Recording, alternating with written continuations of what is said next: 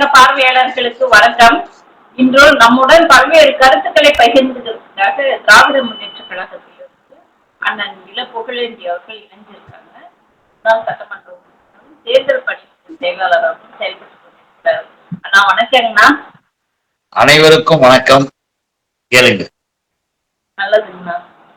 இன்னைக்கு மாநகராட்சி கூட்டம், சென்னை மாநகராட்சி கூட்டம் நடந்திருக்குன்னா அந்த கூட்டத்துல பிஜேபியோட கவுன்சிலர் உமா ஆனந்த் இருக்காங்க இல்லைங்களா, அவங்க சொல்லும் போதே தலையில அடிச்சுக்கிறீங்க. அவங்க அந்த ஒரு 3 நாட்களுக்கு முன்னாடி நீதியரசர் சந்திரா அவர்கள் நம்ம சிஎம் ஒரு அறிக்கை, ஒரு நபர் அறிக்கை தாக்கல் பண்ணாரு. அது என்னன்னாக்க, கல்வி நிலையங்கள்ல மாணவர்கள் மீது தாக்குகின்ற அந்த சாதி ரீதியான தாக்குதல்களை தடுப்பது எப்படி என்று சொல்லி ஒரு அறிக்கை தாக்கல் பண்ணாரு. அந்த அறிக்கையை இன்னைக்கு மாநகராட்சி கூட்டத்துல கிழிச்சி போட்டுட்டு கண்டனம் தெரிவிச்சு, அந்த அறிக்கைக்கு கண்டனம் தெரிவிச்சு வெளியேறியிருக்காங்க உமா ஆனந்த்.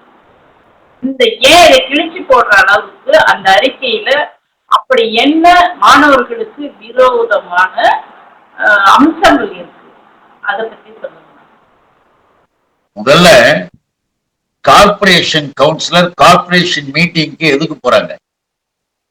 பாரதிய ஜனதா என்கின்ற அந்த பாசிச சக்திக்கு எப்பொழுதுமே சின்னதா ஒரு அதிகாரம் இருந்தாலும் கண்ணை மறைச்சுக்கிட்டு ஒரே ஆட்டம் ஆடுற மாதிரி, எதை வேணாலும் தங்கள் சொல்ற மாதிரி, இந்த கார்பரேஷன் கூட்டத்துல போய் இதை எடுத்து கிழிச்சு போடுறதுனால அந்த வார்டு, இவங்களுக்கு ஓட்டு போட்ட மக்கள் இருக்காங்கல்ல, அவங்களாம் தலையில அடிச்சுக்கிட்டு இதுக்கு போய் போட்டமே அப்படின்னு வருத்தப்பட்டிருப்பாங்க.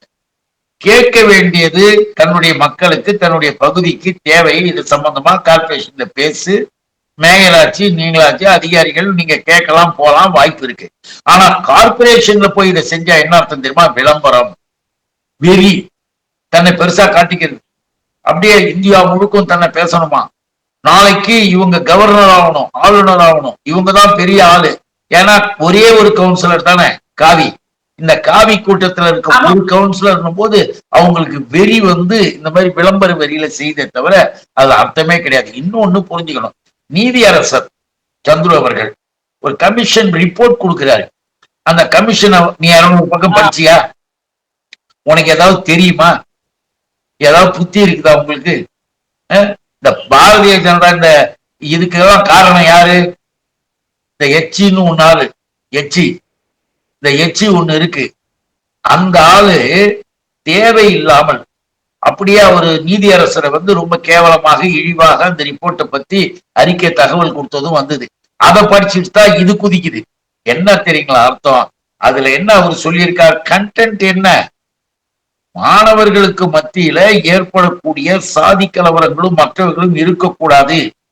ஏன்னா ஒரு பையன் அது மாதிரி அநியாயத்திற்கு இறந்து போகின்ற ஒரு சூழ்நிலை வந்தது. ஆத்திரம் கண்ணை மறைக்கக்கூடிய அளவிற்கு சுத்தி இருக்கக்கூடியவர்கள் வெளியில இருந்து இந்த பிஜேபி காரணங்க தான், இந்த RSS பிஜேபி மைண்ட் இருக்கவங்க தான் தூண்டி விட்டு சாதி வெறியை கிளப்பி விட்டு அந்த டெத்துக்கே காரணமாக போனாங்க. இன்னைக்கு அதுக்கான கமிஷனை போட்டு ரிப்போர்ட் கொடுக்க சொன்னா அவர் விசாரிக்கிறார். அவர் எவ்வளவு தூரத்துக்கு போயிருப்பார்? அவர் எப்பேற்பட்ட ஜட்ஜி? இதெல்லாம் தெரியுமா இதுங்களுக்கு? இது என்னத்தை பார்த்திருக்கோம்? ஒரு இழவும் தெரியாது. இதுங்களுக்கு வெறி, மத வெறி, சாதி வெறி. புறப்பால் உயர்ந்தவன் தாழ்ந்தவன், தொட்டால் தீட்டு, பார்த்தால் தீட்டு, பாவம். இதுதான் இவங்களுக்கு தெரியும். அந்த வெறியில, சனாதன வர்ணாசிரம வெறியில இவங்கெல்லாம் படிக்க கூடாது, இவங்கெல்லாம் பள்ளிக்கூடம் போக கூடாதுன்னு பேசிக்கிட்டு இருக்கிற எச்சையும் இந்த உமாவும் அந்த கூட்டம், அந்த RSS கூட்டத்தினுடைய புத்தியோடு அதை பார்க்குது. அதுல அவர் என்ன சொல்லியிருக்காரு? சாதி அடையாளங்களை எந்த மாணவர்களும், மாணவ மாணவியர்கள் யாரும் வச்சிருக்க கூடாது. தாங்கள் இந்த சாதிதான் என்பது அடுத்தவர்களுக்கு சொல்லக்கூடிய அளவிற்கு சாதி அடையாளங்கள் வேணாம். அது தப்பா? எதுக்கு ஸ்கூலுக்கு போறான்? படிக்க போறான். நல்ல படி. அதுவும் நம்ம திராவிட மாடல் அரசு தனித்திறன் வளர்ப்பு, ஏழை எளிய அரசு பள்ளிக்கூடத்தில் படிக்கிறவர்களும் அயல் நாட்டிற்கு சென்று வரக்கூடிய அளவிற்கு அவர்களுக்கு வாய்ப்பு, வசதிகள். இப்படி கல்வி தரத்தை உயர்த்துகிற இந்த தமிழ்நாட்டுல இந்த மாதிரி கலவரம் வரக்கூடாதுன்னு நம்முடைய முதல்வர், நம்முடைய தலைவர் அண்ணன் தளபதி அவர்கள் இந்த கமிஷனை போட்டு ரிப்போர்ட்டை கொண்டு வாங்க. அவரு 200 பக்கங்களுக்கு மேல, எத்தனையோ பக்கங்களுக்கு மேல இருக்கு. எதையுமே தெரிஞ்சுக்காம இதுங்கெல்லாம் என்ன வேலை இன்னும் கூட புரிஞ்சுங்க. இப்ப அயோத்தியில பாபர் மசூதி இடிச்சாங்கல்ல போய், என்ன ஒண்ணுதான் புரியும். இந்த உமாவுக்கும் இந்த எச்சைக்கும் என்ன தெரியுங்களா நம்ம சொல்ல விரும்புறது? மதத்தை பார்க்காதே, மனிதத்தை பார். அந்த ரியல் முடிஞ்சு இத்தனை பேர் செத்து சீரழிஞ்ச உடனே மதத்தை பார்க்காதையா, மனிதத்தை பார், மனிதர்களை பார் அப்படின்னு சொல்றது. அதேதான் இங்க சாதியை பார்க்காதே, மாணவர்களை பார். புரியுதா? மதத்தை பார்க்காதே, மனிதத்தை பார். சாதியை பார்க்காதே, மாணவர்களை பார். மாணவர்கள் என்பவர்கள் யார் அப்படின்றத சந்துரு குறிப்பிடுறார். நீதியரசர் சொல்றாங்க. ஏற்கனவே ஹெச்ராஜா சொல்லியிருக்காரு, இங்க இந்து மத கோட்பாடுகளை சிதைக்கிறாங்க இவங்க.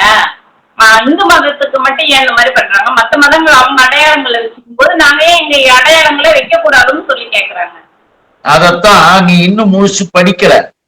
அந்த கமிஷன் ரிப்போர்ட்ல 2 வரியை எடுத்து வச்சுக்கிட்டு பத்திரிகைக்காரர்கள் போட்டார்கள் என்பதற்காக அதையே எடுத்துக்கிட்டு நீ பேசிக்கிட்டு குதிக்கிற. யாராக இருந்தாலும் அதுல குறிப்பிடுறார் நீதியரசர், யாராக இருந்தாலும் சரி சமய சாதி அடையாளங்கள் இருக்கக்கூடாது. இந்த வார்த்தை அதுல இருக்கு. எச்சைக்கு தெரியுமா? சும்மா இந்து மதம் இந்து மதம் இந்து மதம் என்ன கதை விடுற? இங்க யாரு இந்து மதம்? தமிழ்நாட்டுலதான் இங்கெல்லாம் திராவிடர்கள் யாரும் இந்துக்களே கிடையாது. இந்து என்பது பிரிட்டிஷ்காரன் கிறிஸ்துவர் கொடுத்த வார்த்தை தான் இந்து. அதை எடுத்து தலையில வச்சுக்கிட்டு ஆடிக்கிட்டு இருக்கிற எச்சை. இவங்க சர்ச்சை போய் உடைப்பாங்களாம், மாதா கோயில உடைக்கிறதுக்கு போவானுங்களாம், கிறிஸ்துவத்தை திட்டுவானுங்களாம். ஆனா கிறிஸ்துவர்களால் கண்டுபிடிக்கப்பட்ட அத்தனை நவீன அறிவியல் கருவிகளையும் பயன்படுத்துவானுங்களாம். இன்னைக்கும் அதை தந்தவர் இதை தந்தவர்லாம் எல்லாம் கிறிஸ்துவர்களா இருக்காங்க. அதே மாதிரிதான் இந்துன்ற வார்த்தைய இவனுங்கெல்லாம் போய் உக்காந்து வாங்கிட்டு வந்தானுங்க. நாமெல்லாம் யாரு? சைவர்கள் வைணவர்கள்னு சமயத்துல இருந்தாங்க. பகுத்தறிவாளர்கள் சிந்தனையாளர்கள் முற்போக்காளர்கள் எந்த காலத்திலும் தமிழர்கள்ல உண்டு, திராவிட தமிழர்கள். அதே நேரத்துல சமயங்கள்ல சைவம் வைணவம் இருந்தாங்க, இந்துன்றதே கிடையாது. ஆனா இந்த எச்சை பூஜாலாம் இந்துன்ற வார்த்தையை போட்டு நான் மேல நீ கீழே அப்படின்றது போட்டு எல்லா விதத்திலும் இந்து என்ற அந்த வார்த்தையை கொண்டு வந்துதான் நம்மளை அடிக்க பார்த்தானுங்க. ஒண்ணும் இல்ல, நம்மாலே கேட்பாங்க, தெளிவாவே கேட்பாங்க. எங்களுக்கு இருக்குது, எங்களுக்கு நம்பிக்கை இருக்குதுன்னா எங்க முருகன் கோயில் ஏன் நீ குஜராத்ல வைக்கல? அதுக்கு பதில் சொல்லு.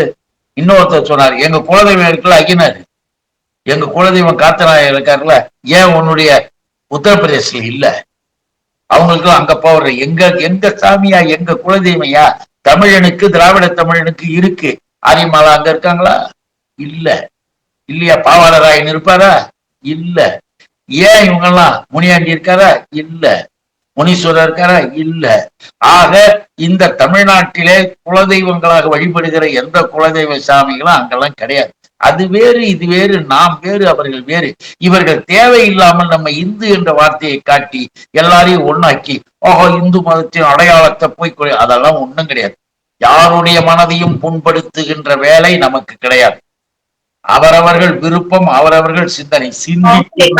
அறிக்கைக்கு வருவோம். அந்த அறிக்கையில சொல்லிருக்கிறது என்னன்னாக்க, இந்த ஆதி திராவிடர் நல பள்ளி அப்படின்ட்டு பேரு இருக்கும். அப்படி எல்லாம் தேவையில்லை, அரசு பள்ளின்னு இருந்தா போதும் அப்படின்னு சொல்லிட்டு அந்த அறிக்கையில கொடுத்திருப்பாங்க. அப்போ இவங்க என்ன ஆதி திராவிடர் நல பள்ளின்னே இருக்கணும்னு நினைக்கிறாங்களா? அந்த கயிறு மாணவர்கள் கட்டி இருப்பாங்க, அந்த கயிறு எல்லாம் கழட்ட சொல்றாங்க. அந்த அறிக்கையில சொல்றாங்க அந்த கயிறு. அதுக்குதான் நான் வந்தேன். இல்ல அதுக்குதான் வந்தேன். யாருக்குமே சமயங்கள் என்கின்ற போது இவனுடைய பார்வை என்பது அந்த இந்துத்துவா. இப்ப உமா போய் உமா ஆனந்தி கிழிக்குதுன்னா அது இந்துத்துவா. அந்த பார்வையில செய்யறதுனாலதான் நாம சொன்னமே தவிர வேற ஒண்ணும் இல்ல.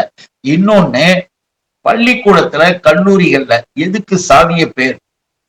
சாதிய பேரை நீக்கி விடலாம்னு அந்த கமிஷன் பரிந்துரை பண்ணுது, அரசாங்கத்துக்கு ரெக்கமெண்ட் பண்ணுது. இப்படி இருக்கலாம். எல்லா பசங்களும் தானே படிக்கிறாங்க, எல்லா பிள்ளைகளும் தானே போய் படிக்கிறாங்க. அப்புறம் ஏன் இந்த பேர்ல மட்டும் இருக்கணும்? இவங்க தனி அவங்க தனின்னுலாம் வேணாம், எல்லாரும் சமம், அனைவருக்கும் அனைத்தும் அப்படின்ற மாதிரி அந்த வார்த்தைகளை சொல்லியிருக்காங்களே தவிர வேற ஒண்ணுமே கிடையாது. ஆக இவர்களாகத்தான் எடுத்து வச்சுக்கிட்டு புறப்படுறாங்க, அது செய்யறாங்க. அங்க இருக்கக்கூடிய அந்த கமிஷன் ரிப்போர்ட்ல இன்னும் முழுவதுமாக எல்லாவற்றையும் படித்து பார்த்து அரசாங்கத்துக்கு பார்த்து முடிவு பண்ணுங்க, படித்து பார்த்து அது என்ன ஏதுன்னு கேளுங்கன்னு இருக்காங்க. அங்க அரசாங்க அதிகாரிகள் இருக்காங்க, முதல்வர் இருக்கிறாரு, அவங்க எல்லாம் கூடி பேசி இது சம்பந்தமாக ரிப்போர்ட்ஸ் பத்தி பேசுவாங்க. நீ யார் பேச? உனக்கு என்ன வேலை? ஏன் குதிக்கிற? ஏன் கடந்து கத்துற? அது இந்த விஷயத்துல எல்லாரும் அமைதியா இருக்காங்க. அப்ப என்ன அர்த்தம்? இந்த கவுன்சிலருக்கு போய் ஓட்டு போட்டமையா, இந்த கவுன்சிலரை பாரு எப்படி பாக்குதுன்னு. அப்போ அந்த வார்டுல இருக்காங்கண்ணா 200 கவுன்சிலருங்க இருக்காங்க. அதுல இந்த அம்மா ஒண்ணு பிஜேபி. அப்ப 199 பேர் அதை ஏத்துக்கிட்டாங்க. இவங்க ஒருத்தர் மட்டும் எதிர்க்கிறாங்க. இதமா வேற என்ன இருக்கு? அதான் ஏத்துக்கலன்னும் போது அதை பத்தி கவலைப்பட மாட்டாங்க. RSS இப்படிதான் காந்தியை சுட்ட நாளை இன்னைக்கு விழாவா கொண்டாடுறாங்க. கோட்சே சிலையை வச்சு மாலை போட்டு கும்பிடுறாங்க. நீங்களும் நாமும் எல்லாரும் உலகத்துல எல்லாரும் அட பாவீங்களா ஏன்டா சுட்டீங்கன்னு கேட்போம். நாங்க அப்படிதான் செய்வோம், நாங்க அப்படிதான் சுடுவோம். அதே மாதிரிதான் நாங்க இப்படிதான் கிழிச்சு போடுவோம்.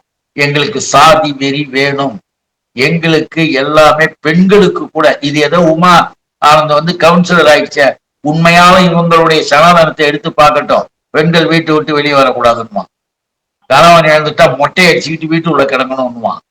இவங்க எல்லாரையும் படிக்க எல்லாரும் பெரியாருக்கு நன்றி சொல்லணும். இந்த அம்மாலாம் தந்தை பெரியாருக்கு உண்மையிலேயே அதுல கூட பிராமண பெண்கள்லயே சில பேர் இருக்காங்க, பெரிய ஆட்கள் இருக்காங்க, பெரியாருக்கு மரியாதை செய்வாங்க, பெரியார வந்து நன்றியோட சொல்றவங்களா இருக்காங்க. பா அவர் மட்டும் இல்லைன்னா நம்மளும் வந்திருக்க முடியாதுன்னுவாங்க. அந்த அளவுக்கு அறிவு இருக்கிறவங்க இருப்பாங்க. இந்த மாதிரி அறிவு பலவீனமானவர்கள் எல்லா இடத்துலையும் இப்படிதான் நடந்துக்குவாங்க. அதனால வந்து அதை வந்து நம்ம அலட்சியப்படுத்திட்டு தள்ளிட்டு நம்ம அடுத்த கட்டத்துக்கு தான் போகணும். இது வந்து பெரியதல்ல. இன்னும் உமானந்து என்னென்ன செய்யணும்னு நமக்கு தெரியாது.